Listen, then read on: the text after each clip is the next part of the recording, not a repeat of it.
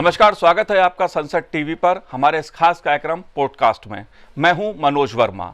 2024 का साल ऐतिहासिक घटनाओं और उपलब्धियों के लिहाज से भारत के लिए खासा महत्वपूर्ण रहा और 2025 का जो साल है वो भारत की संसदीय, संवैधानिक और लोकतांत्रिक यात्रा की दृष्टि से और मजबूत होगा। बात हम इस कार्यक्रम में राम, भारत और संविधान की करेंगे, उन मुद्दों की करेंगे जो देश से सरोकार रखते हैं। बात 22 जनवरी 2024 की यदि मैं करूं तो अयोध्या में रामलला की प्राण प्रतिष्ठा हुई और पूरे देश ने सांस्कृतिक स्वतंत्रता का जश्न मनाया, उत्सव मनाया। 2024 के संसद के बजट सत्र में अयोध्या में रामलला की प्राण प्रतिष्ठा के संदर्भ में संसद के दोनों सदनों में चर्चा हुई और नवंबर-दिसंबर 2024 में संसद के शीतकालीन सत्र में भारतीय संविधान अपनाने की 75वीं वर्षगांठ के उपलक्ष्य में संसद के दोनों सदनों में ऐतिहासिक चर्चा हुई। भारत सरकार ने वर्ष भर चलने वाले हमारा संविधान हमारा स्वाभिमान अभियान की घोषणा की। हमारे देश के संविधान में भगवान श्री राम, कृष्ण और बुद्ध के साथ महान पौराणिक पात्रों के चित्रों का स्थान दिया गया है, विशेष उल्लेख किया गया है। संविधान में दिए गए 22 चित्र भारत के गौरवशाली विरासत का संदेश देते हैं। राम, भारत और संविधान का जो संबंध है, जो संदेश है, इससे जुड़े विभिन्न मुद्दों पर बात करेंगे। इस पॉडकास्ट में हम बात करेंगे। राज्यसभा सांसद डॉक्टर सुधांशु त्रिवेदी जी इस समय हमारे साथ स्टूडियो में हैं। आपका स्वागत है संसद टीवी पर सुधांशु जी। और शुरुआत मैं आपसे इसी मुद्दे पर करूँगा क्योंकि संविधान को अपनाने की जो 75वीं वर्षगांठ हुई उसके उपलक्ष्य में संसद में लंबी चर्चा देखने को मिली, कई महत्वपूर्ण मुद्दों पर बात हुई। आप इस यात्रा को कैसे देखते हैं जो भारत की संवैधानिक संसदीय यात्रा है? देखिए, इस वर्ष भारत ने अपने संविधान निर्माण के 75 वर्ष पूर्ण किए। इसके साथ हमें यह भी समझना चाहिए कि आज लोकतंत्र और भारत का संबंध क्या है। मैं यह कहना चाहूँगा कि आप दुनिया के पूर्वी हिस्से को देखिए, पूर्वी गोलार्ध को, ईस्टर्न हेमिस्फीयर। कितने देश ऐसे हैं जो विशुद्ध लोकतंत्र हैं, प्योर डेमोक्रेसी हैं, कंसिस्टेंट डेमोक्रेसी हैं, यानी सतत लोकतंत्र हैं, और वाइब्रेंट डेमोक्रेसी हैं, जीवंत लोकतंत्र हैं। सिर्फ आपको बड़े देशों में 3 ही दिखेंगे, भारत, जापान और ऑस्ट्रेलिया जी। और जापान और ऑस्ट्रेलिया कॉन्स्टिट्यूशनल मोनार्की हैं। तो सिर्फ और सिर्फ भारत एक ऐसा देश है, बाकी जितने भी देश हैं तो अनस्टेबल डेमोक्रेसी है, लाइक पाकिस्तान एंड बांग्लादेश, या डिक्टेटर रिजीम है, या मिडिल ईस्ट की तरह राजशाही है। आप ईस्टर्न यूरोप से लेकर जापान तक चले जाइए तो pure, consistent and vibrant democracy केवल और केवल भारत है जी। और उसने 75 वर्ष पूर्ण किए हैं। तो हर भारतीय को इस पर गर्व होना चाहिए कि विश्व में लोकतंत्र के पूर्वी गोलार्ध में इकलौते हम प्रतिनिधि हैं। और शायद लोगों को ना पता हो कि pure, vibrant and absolute democracy में केवल दुनिया की 34% आबादी है, उसमें 17% अकेले हम हैं जी। यानी हम डिफेंडर्स ऑफ डेमोक्रेसी हैं।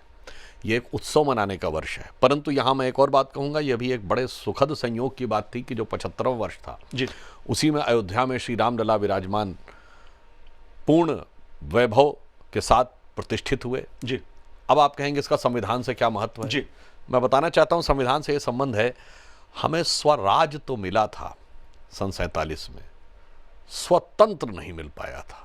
वो तंत्र पर जो विदेशी छाप थी वो निरंतर चलती रही। और आज भी मैं कहना चाहूंगा 75 वर्ष के बाद भी यदि इस अमृत काल में प्रधानमंत्री श्री नरेंद्र मोदी जी ने आह्वान किया है जो पंचप्रण 2022 15 अगस्त को लिए, उसमें एक प्रण यह भी है कि गुलामी की मानसिकता के हर प्रभाव से अपने को मुक्त करना है। दूसरा प्रण था, तो आप ये समझिए वो प्रभाव अभी तक था। तो राम मंदिर का निर्माण जी एक युगांतर था कि गुलामी की मानसिकता से निकलकर और स्वाभिमान की मानसिकता, सांस्कृतिक गौरव की मानसिकता में जाना, यानी स्वराज्य से स्वतंत्र की तरफ आने में यह मील का पत्थर था जी। तो मैं कह सकता हूं 2024 का वर्ष संवैधानिक दृष्टि से न सिर्फ वर्ष की दृष्टि से मील का पत्थर है जी, बल्कि गौरव की अनुभूति की दृष्टि से भी मील का पत्थर। सुधांशु जी, आपने राम और संविधान की बात की।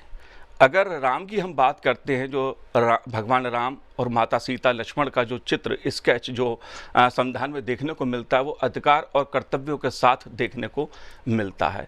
और जब राम, संविधान, अधिकार और कर्तव्य की बात हम करते हैं तो इससे क्या संदेश है, क्या तात्पर्य है?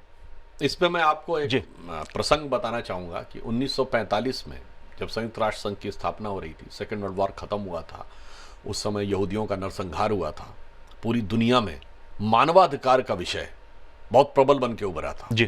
क्योंकि हिटलर के समय मानवाधिकारों का बहुत हनन हुआ था। तो दुनिया के जितने भी बड़े प्रतिष्ठित महापुरुष थे, सबको पत्र लिखा गया कि आपकी दृष्टि में 2, 3, 4, 5 कौन से मूलभूत मानवाधिकार हैं, वो हमें सजेस्ट करिए। जी। उसमें शर्त यह थी कि मानवाधिकार वो होने चाहिए जिनसे सबके मानवाधिकार सुरक्षित रह सकें। यह नहीं हो सकता कि मेरा जीने का अधिकार दूसरे के जिंदगी की कीमत या दूसरे के कष्ट की कीमत पे है। जी। मेरा मकान बनना चाहिए तो दूसरे का मकान ढहा देना चाहिए। तो ऐसा ही एक पत्र महात्मा गांधी के पास भी आया। महात्मा गांधी का उत्तर पूरी दुनिया में सबसे अलग था। उनका उत्तर यह था कि if you want to ensure everybody's fundamental right, तो उन्होंने अंग्रेजी में लिखा था, my illiterate but wise mother has told me. जी। अब ध्यान देने की बात है, मेरी अशिक्षित परंतु विवेकशील माँ ने मुझे बताया है कि यदि आप सभी के मानवाधिकार सुनिश्चित करना चाहते हैं तो मेरी दृष्टि में कोई भी मूलभूत मानवाधिकार नहीं है, सिर्फ मूलभूत कर्तव्य है। अब आप सोचिए कि गांधी जी की माता जी यदि शिक्षा प्राप्त नहीं थी, फिर भी उनको इतना विवेक कहाँ से प्राप्त हुआ? वो प्राप्त होता है, यदि आप रामायण की कथा देखें जी।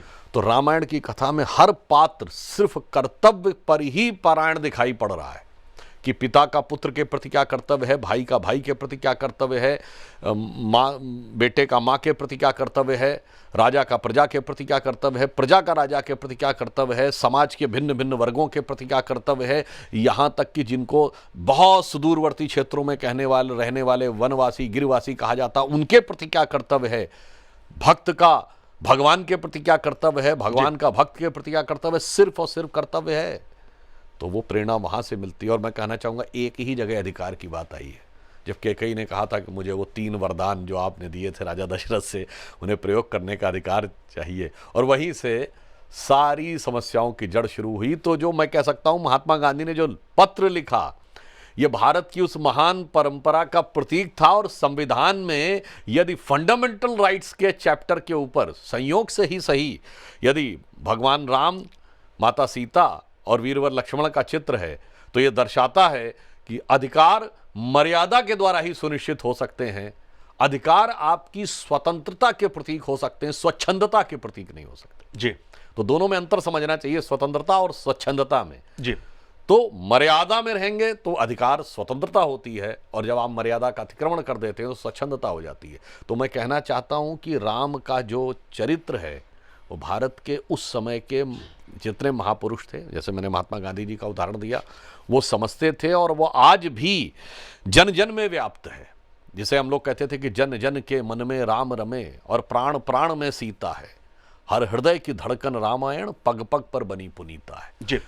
ये बात सही है कि राम हमें प्रेरणा देते हैं, लेकिन अगर हम संविधान की बात करते हैं और अधिकार और कर्तव्य की बात करते हैं सुधांशु जी, तो आज के संदर्भ में जब हम अपनी लोकतांत्रिक संसदीय व्यवस्था में जी रहे हैं, एक यात्रा 75 वर्ष की संविधान ने पूरी की है, आप लोगों की दृष्टि से इसको कैसे देखते हैं? क्योंकि आज अधिकार और कर्तव्यों की बात, अधिकार की ज़्यादा होती है, कर्तव्यों की कम होती है। देखिए, यहीं पर मैं जी।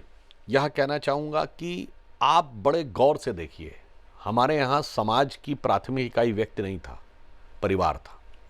हमारे यहाँ कोई व्यक्ति इंडिविजुअल नहीं होता था। और अब ये परंपरा यद्यपि लुप्त हो रही है, मगर अभी भी लोग उसे देख रहे हैं।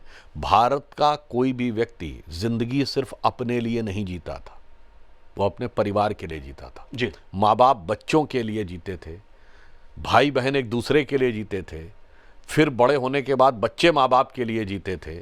एक नहीं दर्जनों उदाहरण हैं कि बड़े भाई या बड़ी बहनों ने जिंदगी भर शादी नहीं की, यदि कम उम्र में माँ बाप का देहांत हो गया कि छोटे भाई बहनों का ध्यान कौन रखेगा। लता मंगेशकर उसका उदाहरण है कि पिताजी की डेथ हो गई थी, तो और ऐसी उस पीढ़ी में बहुत से उदाहरण हैं। तो आप सोचिए, ये जो इंटैक्ट होने का उदाहरण है, ये व्यवहारिक है, ये सैद्धांतिक नहीं है। अब आप बताइए, कोई ये कहेगा कि बच्चा ये कहे माँ बाप से कि मुझे तो अधिकार है कि आप मेरा ध्यान रखें, तो ये कहने से उसे मिलेगा? या माँ बाप कहें कि मेरा ये अधिकार है कि तुम बाद में मेरा वृद्धावस्था में ध्यान रखोगे? ये अधिकार की समस्या ने उत्पन्न किया, और हमने नेशनलाइजेशन करने का जो प्रयास किया है फैमिलीज़ को, कि सब कुछ सरकार सॉल्व करेगी, सब कुछ कोर्ट सॉल्व करेगा। ये पूरे समाज के लिए विचार करने का विषय है कि बाप बेटी का झगड़ा, माँ बेटी का झगड़ा संविधान सॉल्व करे, वो कोर्ट सॉल्व करेगा।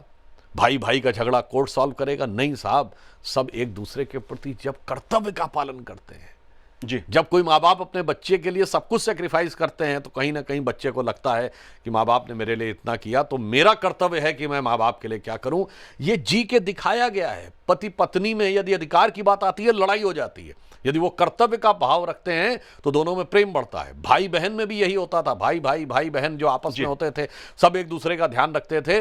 ज्यों ज्यों यह भाव, जो गांधी जी ने कहा था कर्तव्य का भाव का ह्रास हो रहा है, जो रामायण से प्रेरणा देता था, त्यों त्यों आप देख रहे हैं समाज में भी किस प्रकार की विकृतियां आती चली जा रही हैं। और यहां मैं एक और बात कहूंगा, अब तो और बड़े लेवल पे समाज में भी आपस में एक दूसरे से खूब लड़ाने का प्रयास हो रहा है।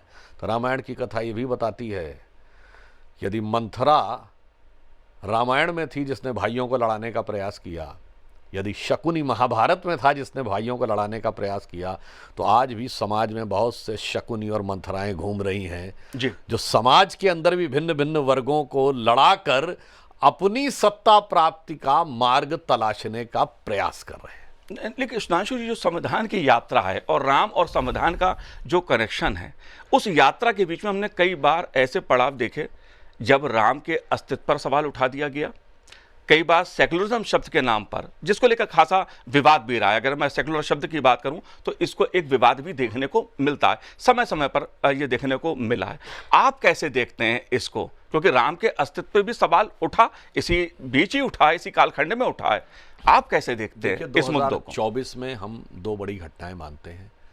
भगवान राम का भव्य मंदिर बनना भारत की दृष्टि से नहीं, दुनिया की दृष्टि से महत्वपूर्ण बात है। क्यों? भगवान राम दुनिया के इकलौते भगवान हैं। जितने भी बड़े बड़े धर्म हैं, किसी धर्म के भगवान या ईश्वर के प्रतिनिधि के बारे में यह सवाल नहीं उठाया गया कि तुम साबित करो कि ये हुए थे कि नहीं। भगवान राम के बारे में कहा गया। अब ये हिंदू समाज की सहिष्णुता ऑब्लिग कुछ हद तक वह सहिष्णुता जो कुछ हद तक एक समय में कायरता की सीमा तक जाती थी जी, उसका भी प्रमाण था कि लोग बड़े आराम से सहन कर लेते थे इस बात को। और लोगों को नहीं पता होगा कि राम मंदिर का जो मुकदमा है उसमें एक रिस्पोंडेंट श्री राम लला विराजमान स्वयं थे जी। तो दुनिया में एक लौता उदाहरण है जब भगवान अपना मुकदमा खुद लड़े हैं और समस्त मर्यादाओं को पूर्ण करते हुए सारे सबूतों के साथ जाकर वो स्थापित हुए हैं। उसी के साथ एक और भी घटना हुई है। दिसंबर 2024 में गूगल ने अपनी नई क्वांटम चिप आने का एक्सपोजर किया है, मतलब दावा किया है, विलो,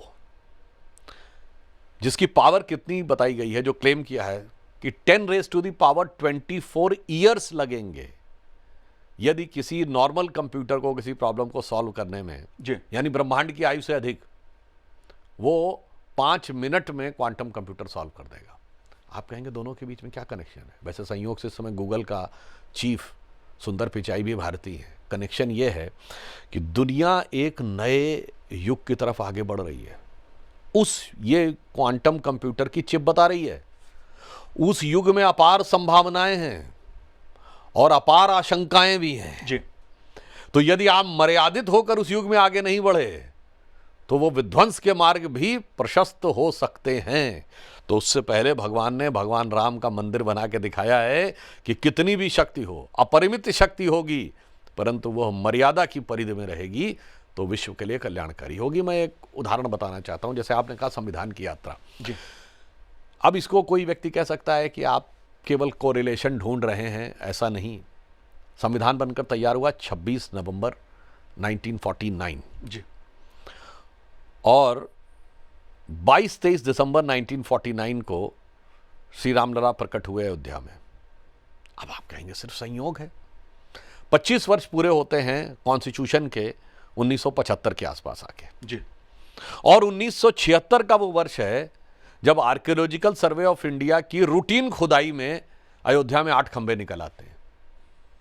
यानी पहला सबूत मिलने लगता है कि भाई यहां पर कुछ था, जिसका उल्लेख उस समय इस एक्सकेवेशन, इस खुदाई का नेतृत्व कर रहे उस समय के आर्कियोलॉजिकल सर्वे ऑफ इंडिया, भारतीय पुरातात्विक सर्वेक्षण के जो असिस्टेंट डायरेक्टर थे के मोहम्मद ने अपनी किताब में लिखा है कि वामपंथी इतिहासकारों के दबाव में इंदिरा जी की सरकार ने उसको रोक दिया कि सबूत नहीं निकलने चाहिए। तो पहले 25 वर्ष में यात्रा कहां से हुई?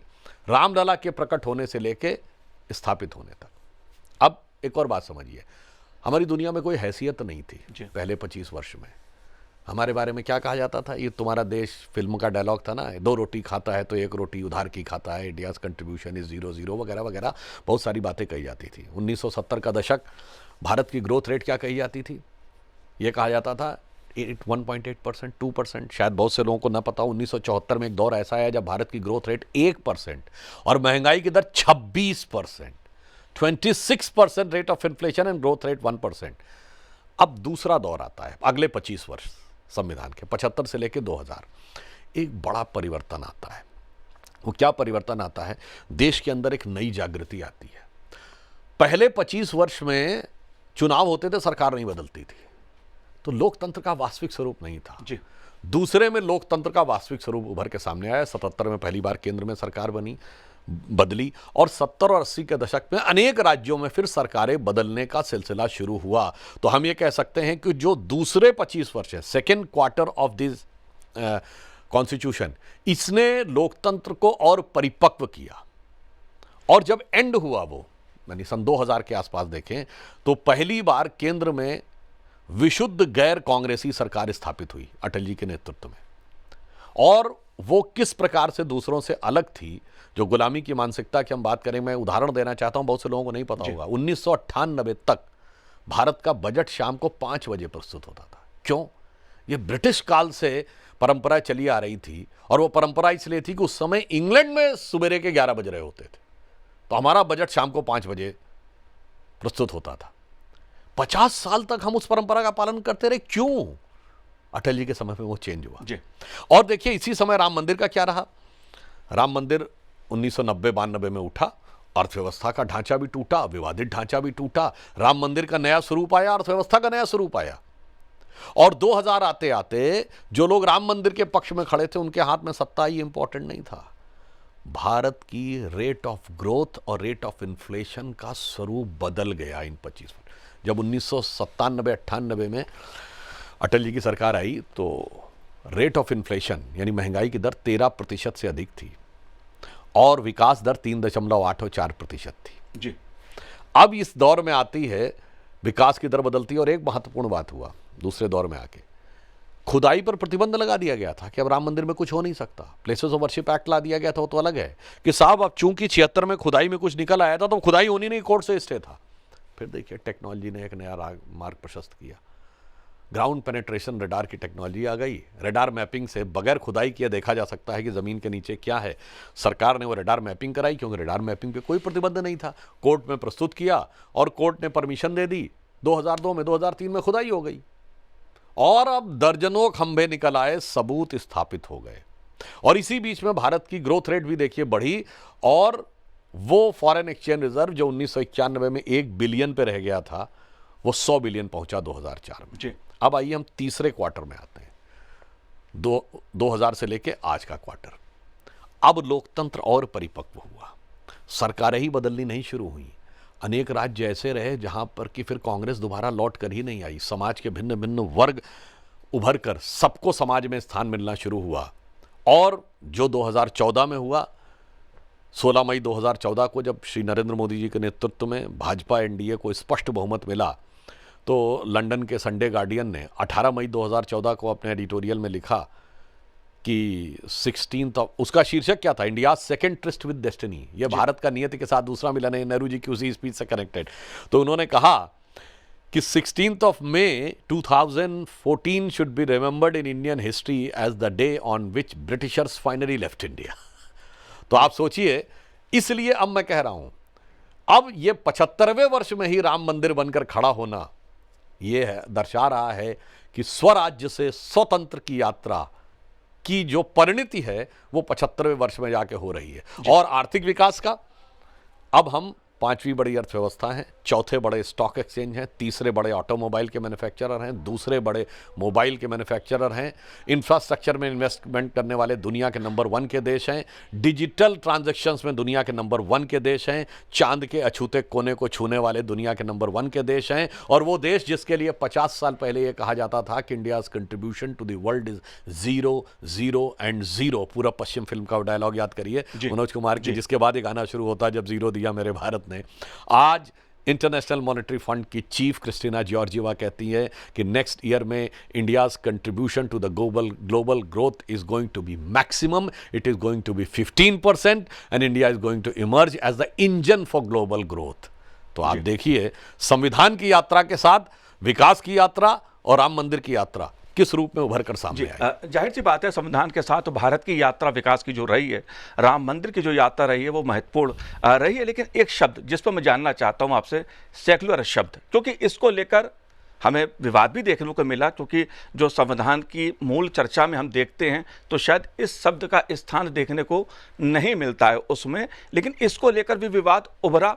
और मैं इसलिए इस शब्द पर आपका जानना चाहता हूं, आपके विचार, क्योंकि जब हम भारतीय संविधान की बात करते हैं तो उसमें केवल भगवान राम, भगवान कृष्ण और भगवान बुद्ध, तमाम ऐसे हमें पौराणिक पात्रों का उल्लेख मिलता है, स्केच देखने को मिलता है, जो हमारी एक गौरवशाली विरासत है, विविधता में एकता का जो संदेश देती है, उसके दर्शन होते हैं भारतीय संविधान से। लेकिन ये सेकुलरिज्म शब्द, देखिए सेकुलर शब्द में सबसे पहले मैं लोगों से कहूँगा कि थोड़ा सा गहराई में अध्ययन करें। जो सेकुलर शब्द की वास्तविक परिभाषा जानते हैं क्या थी क्लासिकल इंग्लिश में? जी, थोड़ा सा जाके देखेंगे। सेकुलर का पंथ निरपेक्षता से मतलब ही नहीं था, क्योंकि वेस्ट में तो ये कोई कॉन्सेप्ट ही नहीं था। सेकुलर शब्द का अर्थ था pertaining to mundane activity in contrast to spiritualism, यानी हिंदी में कहें तो सांसारिक संदर्भ में भौतिकवादी, आध्यात्म विरोधी, ये मूल जो ओरिजिन है सेकुलर वर्ल्ड का वो है। अब ये सेकुलर स्टेट की धारणा कैसे आती है? जी, ये 1539 में जब इंग्लैंड में चर्च को में बहुत ज़्यादा आपस में मतभेद हो जाता है, तो क्वीन एलिजाबेथ एक 39 आर्टिकल्स का ऑर्डर प्रोमलगेट करती हैं, जिसको कहते थे एलिजाबेथन चर्च सेटलमेंट। और उसमें वो ये कहती हैं कि अब चर्चों की प्रमुख कौन होगा? अब राज सत्ता चर्चों से नहीं चलेगी, अब चर्च का प्रमुख स्वयं एलिजाबेथ होंगी। जी, यानी धर्म सत्ता के ऊपर राज सत्ता हो गई। तो अब वो सेकुलरिज्म का कॉन्सेप्ट वहां से आया कि साहब सेकुलर स्टेट यानी हमारा इंडिपेंडेंट होना चाहिए। भारत में बिल्कुल अलग कॉन्सेप्ट था। पहली बात मैं स्पष्ट कर दूं, 15 नवंबर 1948 को संविधान सभा में सेकुलर विषय पर बहस हुई और श्री केटी शाह ने इस विषय को प्रस्तुत किया। इसके ऊपर लोकनाथ मिश्रा, एच.एन. मुखर्जी, जवाहरलाल नेहरू सब ने पार्टिसिपेट किया। और एक वो बिहार के रिप्रेजेंटेटिव थे, मैं उनका नाम भूल रहा हूँ, वो मुस्लिम थे। उन्होंने एक बड़ी अच्छी बात कही। उन्होंने कहा सेकुलर शब्द इसलिए नहीं होना चाहिए कि माइनॉरिटी है तो सेकुलर नहीं हो सकता, जी, सेकुलर है तो माइनॉरिटी नहीं हो सकता, क्योंकि माइनॉरिटी सिर्फ थियोक्रेटिक स्टेट में होती है। जहां आप कहें कि इस स्टेट का मजहब यह है तो फिर धार्मिक अल्पसंख्यक होगा। सेकुलर स्टेट में कोई धार्मिक अल्पसंख्यक नहीं होता, क्योंकि आप तो धर्म से निरपेक्ष हैं, पंथ से निरपेक्ष हैं। और अंत में डॉक्टर बाबा साहब अंबेडकर का बाकायदा बयान है कि I can not accept the amendment moved by Shri K T Shah, और यह रिजेक्ट हुआ क्योंकि बहुत साफ कहा गया कि माइनॉरिटी और सेकुलर एक साथ नहीं हो सकता। चूंकि पंडित नेहरू का बहुत आग्रह था कि माइनॉरिटी जरूर रहना चाहिए, तो फिर सेकुलर वर्ल्ड को छोड़ दिया गया। जी, और दुर्भाग्य की बात है कि 1976 में लोकतंत्र को दमन करके, जब लोकतंत्र की हत्या करके, सारे विपक्ष को जेल में डाल के, सभी भारतीय नागरिकों के मानवाधिकारों को समाप्त करके, लोकतंत्र के सबसे काले अध्याय में संविधान की उद्देशिका या प्रेम्बल ऑफ द कॉन्स्टिट्यूशन, जिसे बाबा साहब अंबेडकर ने संविधान की आत्मा कहा था, उस आत्मा को बदल दिया गया। और उसके बाद इतना दुर्भाग्य इस देश के साथ आया, इतना उसका दुरुपयोग हुआ इस देश के साथ कि आप जिसकी कल्पना नहीं कर सकते हैं। जी, और उसके बाद ये विषय, अब मैं ये भी बताना चाहता हूं, ये जो सेकुलर वर्ल्ड का हमने वेस्टर्न ओरिजिन तो आपको बता दिया, जी, अब हमारे यहां का ओरिजिन समझ लीजिए। और मैं एक और बात बताऊं, देखिए जो लोग कहते हैं कि ये वेस्ट ने थॉट दिया है, ये बहुत ही आपत्तिजनक, हास्यास्पद और शायद जिन लोगों ने नहीं पढ़ा उनके लिए मूर्खतापूर्ण सिद्धांत है। अब मैं विनम्रता से कहना चाहता हूं, भाई क्रिश्चियनिटी में हेड पोप है, धर्मगुरु हैं, धर्म के प्रमुख पोप हैं, और pope head of the state है। Vatican is state. इस्लाम में खलीफा हेड ऑफ द स्टेट होते हैं और खलीफा ही हेड ऑफ द रिलीजन होते हैं जी। तो भाई दोनों जगह तो स्टेट और रिलीजन एक है भाई। सिर्फ हमारे यहां सेपरेशन होता था, ऋषि और सम्राट अलग अलग होते थे जी। परंपरा से। अब आपको बताता हूं हमारे यहां क्या था। देखिए, भारतीय परंपरा में किसी भी पंथ को माने, किसी भी संप्रदाय को माने, कोई मतभेद नहीं था। आप शंकर जी के मंदिर में जाएं या देवी जी के मंदिर में जाएं, आप भगवान राम या कृष्ण के मंदिर में जाएं या गणपति के मंदिर में जाएं, कोई फर्क नहीं पड़ता। आप बौद्ध मठ में चले जाएं या जैन मंदिर में चले जाएं, कोई फर्क नहीं पड़ता। आप गुरुद्वारे में चले जाएं, कोई फर्क नहीं पड़ता। इसलिए जो भारतीय मूल के जितने भी मत, पंथ या संप्रदाय हैं, जो हिंदू फैमिली के हिस्से हैं, जिसमें हिंदू, सिख, जैन और बौद्ध हैं, आप देखिए इनमें कोई रिस्ट्रिक्शन नहीं है। कोई ये विचार ही नहीं है कि यहां जाना है वहां नहीं जाना है जी। ये थॉट सीमेटिक है कि अमुक जगह जाना, अमुक जगह। इसीलिए देखिए, हिंदू चर्च पे चला जाता है तो भी उसका धर्म नहीं खत्म हो जाता, वो मजार पे जाता है तब भी धर्म नहीं खत्म होता। बट जब सीमेटिक थॉट आया, वो कहता है कि अगर आप मस्जिद में जाते हैं तो आप चर्च में नहीं जा सकते, जी। अगर आप चर्च में जाते हैं तो आप मस्जिद में नहीं जा सकते। ये सीमेटिक थॉट है। और जब आप उस नजरिए से जबरदस्ती इस देश को देखने का प्रयास करते हैं तो वो गलत है। इसलिए भारतीय समाज मूल रूप में सेकुलर था जी। कि आप कहीं भी जाएं, और वेदों में कहा गया आ नो भद्र कृतवो अंतु विश्वतः, let the noble thoughts come from all the side. इसीलिए अब आप ये बताइए, हिंदू धर्म का सबसे बड़ा आयोजन कुंभ मेला होता है जो अभी हो रहा है, जी। ठीक? किसी के आने पर रिस्ट्रिक्शन है? कोई भी आ सकता है। हजारों विदेशी आते हैं, नॉन हिंदू भी आते हैं। और खासकर जो लोग जात पात की बात करते हैं, मैं पूछना चाहता हूं, क्या जात के नाम पे घाट बट्टे रहते हैं? जात पूछ के डुबकी लगाई जाती है? संप्रदाय, हाँ, दूसरी जगहों पे होता है। ये फलां सेक्ट की मस्जिद है और ये फलां सेक्ट का चर्च है, ये फलां सेक्ट का कब्रिस्तान है, वो फलां सेक्ट का कब्रिस्तान है, मगर वहां कहा जाता वहां भेद नहीं है। यहां पे आप देखिए करोड़ों करोड़ लोग आएंगे, एक साथ आके चले जाएंगे। तो प्रधानमंत्री जी ने कहा है, महाकुंभ का एक ही संदेश, एक रहेगा भारत देश, या गंगा की अविरल धारा, न बटे समाज हमारा। तो अब आप ये देखिए, ये हमारा मूल स्वभाव था। और सेकुलरिज्म की पराकाष्ठा इससे ज्यादा क्या हो सकती है कि जिनको हमने बुरा माना, जिनको हमने शैतान माना, उनमें भी अगर कोई अच्छाई थी तो हमने उसको स्वीकार किया। रावण शैतान है का प्रतीक है, राम भगवान का प्रतीक है, ठीक? उसके बावजूद रावण रचित शिव तांडव स्तोत्र शिव की स्तुतियों में एक श्रेष्ठ स्तुति मानी जाती है। अच्छी चीज है तो उसको एक्सेप्ट करेंगे। नहीं, लेकिन यहां पर मैं एक बात दुनिया में कहीं आप ऐसा उदाहरण दिखा ही नहीं सकते जी कि जो उनके धर्म का अपोनेंट रहा हो उसको भी स्थान दिया गया। ये बात मैंने पार्लियामेंट में बोली थी, मैं रिपीट कर दे रहा हूं। जी। भारतीय संस्कृति में कहा गया है कि वेद ब्रह्म वाक्य है। संस्कृत में कहावत है, वेद वाक्य जनार्दनम, जो वेद का वाक्य ब्रह्म वाक्य। उसी संस्कृति में एक सेक्ट ऐसा भी रहा है, चरवाक दर्शन, जिसने कहा त्रयः वेदस्य कर्तारा धूर्तो भांड निशाचरा। वेद के पढ़ने वाले तीन, धूर्त, भांड और निशाचर। उसके उपरांत वह संस्कृति में उसको भी स्थान है। आज भी आपको पढ़ने को मिल जाएगा कि चरवाक ने क्या कहा। इसलिए दुनिया में कोई आप एग्जाम्पल नहीं कर सकते जिसको वो अपनी रिलीजियस और पायस बुक मानते हो, उसके बारे में इस ढंग के अपशब्द कहने के बाद भी वह समुदाय उस दर्शन का हिस्सा, वह दर्शन उस धर्म का हिस्सा बना रहे। तो सेकुलर मूलतः भारतीय है, सेकुलर मूलतः हिंदू है। इसलिए लास्ट में एक और बात भी कह दूं, दुनिया में एक देश बताइए जहां इस धरती पे पाए जाने वाले सारे धर्म पाए जाते हो, सिर्फ भारत है। एक देश बताइए जहां इस्लाम के सारे फिरके पाए जाते हो, वो सिर्फ भारत है। एक देश जहां यहूदियों पे कोई अत्याचार नहीं हुआ, वो सिर्फ भारत है। एक देश जहां से पारसी अपने जमीन से खत्म हो गए और फल फूल रहे हैं, वो सिर्फ भारत है। और वो इसलिए है कि यह मूल रूप से हिंदू संस्कृति का देश है, जो मूल रूप से सेकुलर है। जी, मैं आपकी बात ये मानता हूं, लेकिन कई सवाल ऐसे उठते हैं। जैसे बात अगर मैं वक्फ कानून की करूं, वक्फ कानून की बात की जाए तो उसको लेकर अब सवाल उठते हैं, तमाम तरह के विवाद उभर के सामने आ रहे हैं। अगर बात एक महिला को न्याय देने की बात मैं करूं, जिसको लेकर अगर ट्रिपल तलाक से मैं उस बात को जोड़ूं, तो क्या सेकुलरिज्म के चलते इस तरह के मुद्दे भी खड़े हुए जो आज हमें विवाद का कारण भी बनते नजर आते हैं। देखिए, मैं कहना चाहूंगा ऐसे कई कानून बने। सेकुलर वर्ल्ड का जितना दुरुपयोग हुआ उतना भारत के इतिहास में किसी का दुरुपयोग नहीं हुआ।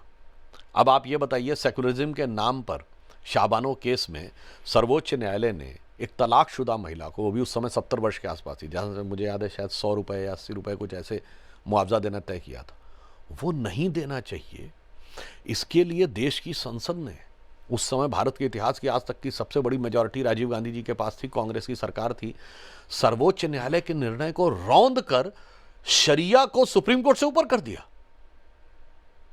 तभी मैंने बात कही थी कि साहब, आप ये मनुस्मृति की बात करते हैं, आपने शरिया स्क्रिप्ट बना दिया इस देश को, आपने सेकुलरिज्म की आड़ में। अब मैं यह बात संसद में भी कह चुका हूं, विनम्रता से परंतु दृढ़ता से और चुनौती के साथ पूछता हूं कि मैं 1 दर्जन ऐसे उदाहरण बता सकता हूं जो शरिया के भारत के संविधान में संरक्षण प्राप्त है।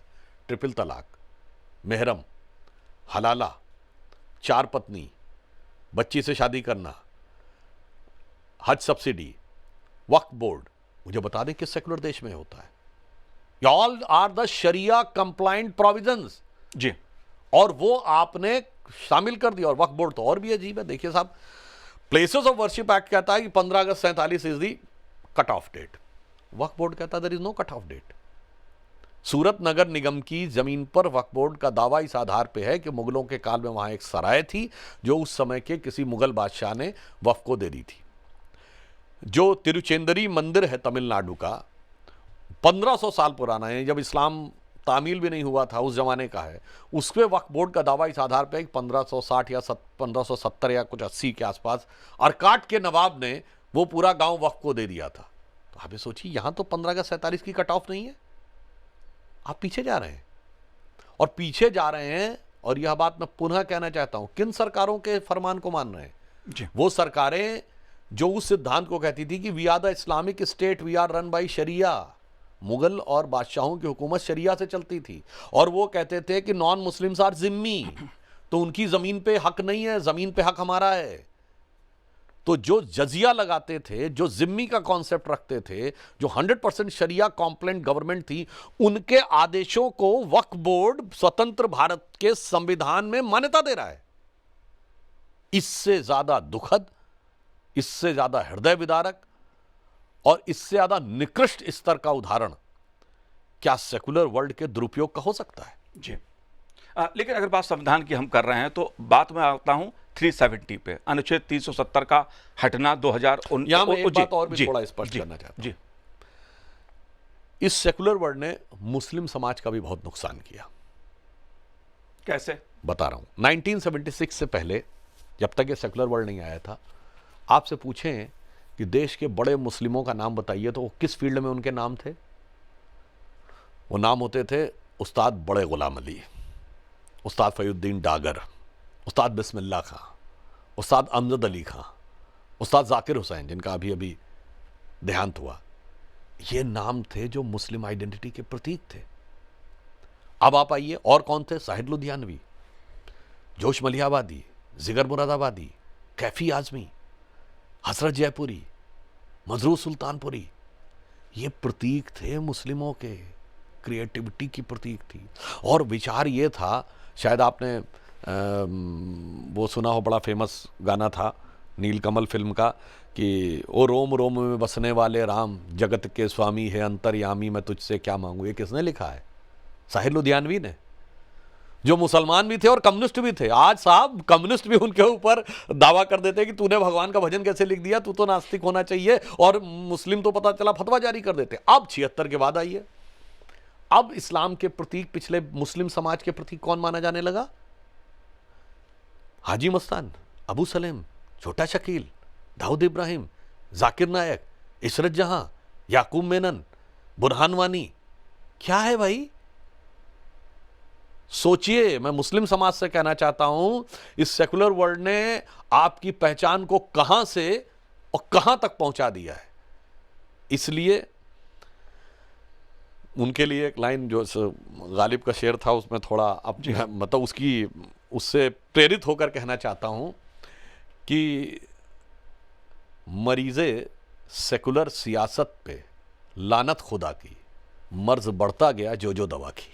जी आप ये कहते रहे कि हम मुसलमानों की स्थिति सुधारेंगे, स्थिति बद से बदतर होती है। जी, लेकिन एक मुद्दा जो बहुत महत्वपूर्ण मुद्दा है, क्योंकि जब संवैधानिक यात्रा की हम बात कर रहे हैं तो उस यात्रा में 370 अनुच्छेद का जम्मू कश्मीर से हटना और उसके बाद 2024 में चुनाव होना, इसको आप लोकतांत्रिक संवैधानिक व्यवस्था के हिसाब से कैसे देख रहे हैं? देखिए 2024 में चूंकि जम्मू कश्मीर में चुनाव हुए, पहली बार जम्मू कश्मीर में भारत के संविधान के पूरे प्रावधानों के अनुरूप चुनाव हुए, केवल और केवल भारत के झंडे के तहत चुनाव हुए। तो हम ये कह सकते हैं, यानी यह पहला चुनाव था जिसमें कश्मीर का झंडा जैसी कोई चीज़ अस्तित्व में नहीं थी, कश्मीर में स्पेशल प्रोविज़न जैसी कोई चीज़ अस्तित्व में नहीं थी।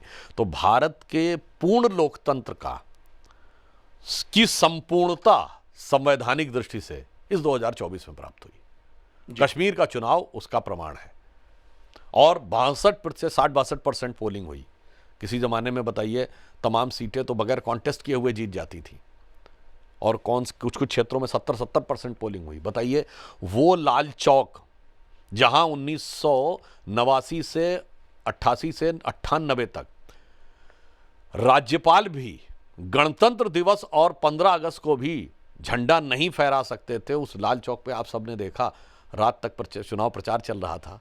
डल लेक के ऊपर कितने कार्यक्रम टीवी चैनल्स ने किए। तो मैं कह सकता हूं कि भारत की संवैधानिक यात्रा में लोकतंत्र की संपूर्णता तक पहुंचाने का कार्य 2024 में हुआ जी, और जम्मू कश्मीर के द्वारा धारा 370 हटने के बाद। जी, और आखिरी बात ये जानना आपसे चाहूंगा मैं, क्योंकि जब हम संविधान की बात करते हैं और उसका जो पहला वाक्य है, हम भारत के लोग, इससे क्या तात्पर्य है, क्या संदेश है आज के संदर्भ में? दो चीजें हैं जी। अक्सर तो कहा जाता है देश देश ही नहीं था, तो भारत तो कभी देश ही नहीं था, यह विदेशी मानसिकता है। और हम सब आपस में अलग अलग हैं, बटे हुए हैं। तो हम ये सिर्फ बताना चाहते हैं कि ये देश वो है। आज भी आप पूजा करते हैं जम्बू द्वीपे आर्यावर्ते भारत खंडे वर्ड बोला जाता है। ये देश अनादिकाल से है, जिसके लिए कहा गया है उत्तरम यद समुद्रस्य दक्षिणम च हिमाद्रिभिः वर्षम यद भारत नाम भारतीयस्य संतति। यानी जो हिमालय के दक्षिण में और समुद्र के उत्तर में है उस देश को भारतवर्ष कहते हैं। हमारी परिभाषाओं में आसेतु हिमाचल शब्द है। आसेतु मतलब राम सेतु से लेके और हिमाचल तक, और बहुत ही मतलब अनेक स्तरों के ऊपर है इस देश की जोग्राफिकल कोनोटेशंस का उल्लेख है। अगर उसमें इंडिया दैट इज़ भारत कहा गया है तो भारत का उल्लेख मैंने बताया, और इंडिया वर्ड खुद ही जोग्राफिकल कोनोटेशन का था। तो हमें सिर्फ ये समझना चाहिए हम उस देश के लोग हैं कि आज हम आबादी के हिसाब से दुनिया के सबसे बड़े देश बन गए हैं, ये तो सबको पता है जी। और यंग पॉपुलेशन के हिसाब से भी सबसे बड़े देश हैं। तो we are the biggest and the youngest country of the world. No, this is half truth.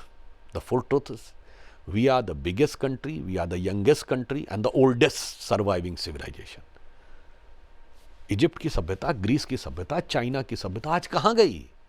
Living कहीं नहीं है, समाप्त हो गई, खत्म। वो इतिहास की किताबों में है, हम लिविंग सिविलाइजेशन है। अगर अग्नि के फेरे लेकर 1000 साल पहले शादी होती थी तो आज भी भारत का हर परिवार अग्नि के 7 फेरे लेकर उसी ढंग से विवाह करता है। ये जीवित सिविलाइजेशन है। और जो संकल्प पति पत्नी एक दूसरे से लेते थे कि जीवन भर संबंध निभाएंगे, आज भी वही संबंध निभाया जाता है। ये जीवित सिविलाइजेशन है। तो इसलिए we are the only surviving civilization of ancient world. हम भारत के वो लोग हैं।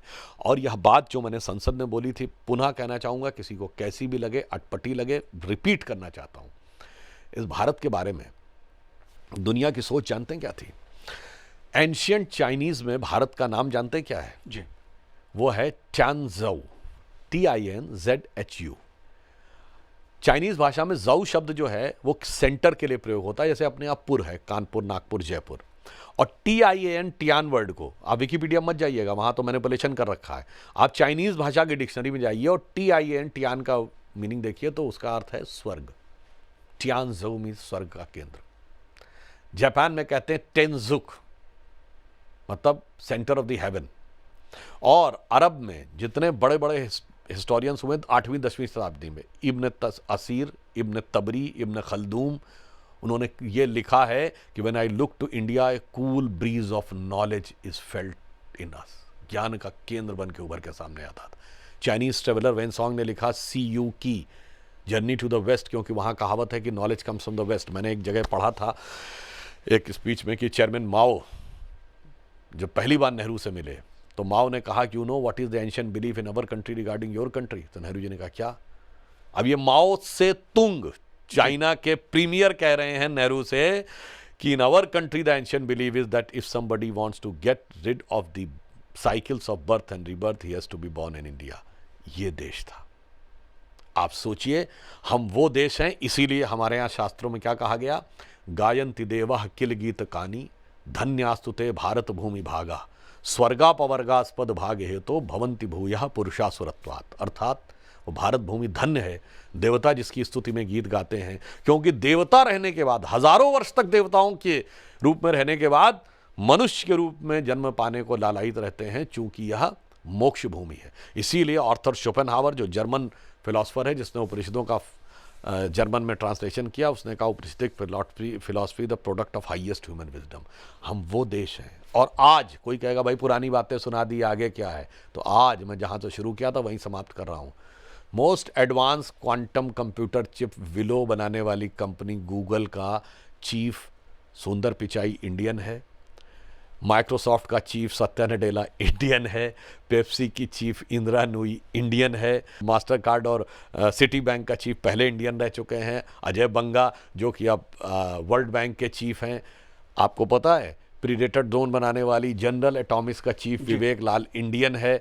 तो हमने बहुत एडवांस लेवल पे साइंस में भी आगे आगे बढ़े हैं। लेकिन सुधांशु जी, ये बात ठीक है कि बहुत उपलब्धियां, बहुत तरक्की देश ने की है इन 75 वर्षों में, लेकिन एक बड़ा सवाल ये भी आता है, जो चुनौतियों की बात मैं एक आपसे जरूर करना चाहूँगा, क्योंकि आज अच्छी शिक्षा की बात हो, अच्छे स्वास्थ्य की बात हो, गरीबी की बात हो, भ्रष्टाचार की बात हो, परिवारवाद की बात हो, ये ऐसी चुनौतियाँ हैं जो हमारे सामने खड़ी हैं। मैं कहना चाहूँगा कि 4 C जो है ना, एक करप्शन, क्रिमिनलाइजेशन, कास्टिज्म और कम्युनल पॉलिटिक्स, इन्होंने देश को बहुत नुकसान किया है। और भारत की नैसर्गिक ग्रोथ में अगर बाधा बन के खड़े हैं तो ये 4 चीज़ें हैं। और अफसोस की बात यह है, ये कोई पॉलिटिकल प्लेटफॉर्म नहीं है, मगर भारत में विपक्ष की पार्टियां इन्हीं 4 C के बेस पर ही दोबारा सत्ता चाहती हैं। फिर मैं कहना चाहता हूँ, करप्शन, क्रिमिनलाइजेशन, कास्टिज्म और कम्युनल पॉलिटिक्स। जो आपने कहा, इन चारों चीज़ों से मुक्त होकर सही दिशा में भारत तब जा पाएगा जब इस अमृतकाल के लिए प्रधानमंत्री श्री नरेंद्र मोदी जी ने जो 5 प्रण दिए थे, मैं वो दोबारा स्मरण कराना चाहता हूँ। नंबर 1, इस देश को विकसित राष्ट्र बनाना है 2047 तक। नंबर 2, उसके लिए गुलामी की मानसिकता के हर प्रभाव से मुक्त करना है। नंबर 3, उसके लिए अपनी विरासत पर गर्व करना है। नंबर 4, उसके लिए कर्तव्य करना है। और नंबर 5, कर्तव्य हमको सामूहिक करना है।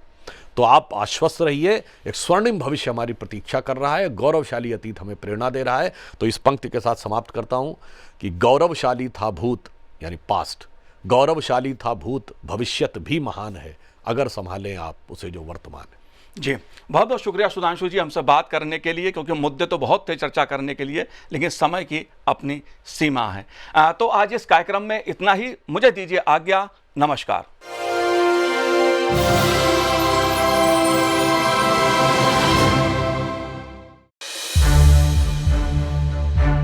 To watch more programs of Sunset TV, subscribe to our YouTube channel and don't forget to like and share them.